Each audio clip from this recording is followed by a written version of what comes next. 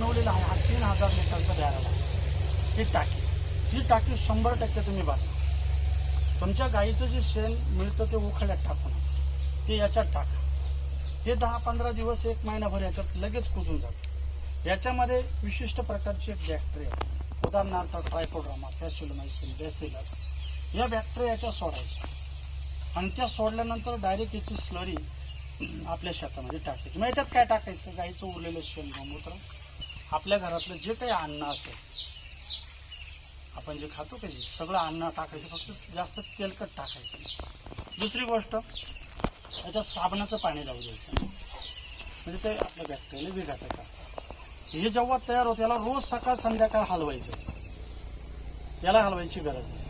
आणि उरलेले फळं वगैरे तुमचे आहे ते सगळे याच्यात टाका, की जेणेकरून तुमचं चांगलं सेंद्रिय खत होईल, त्यानं कर्ब वाढतो आणि गांडूळ खूप मोठ्या प्रमाणात वाढतो। तुम्हाला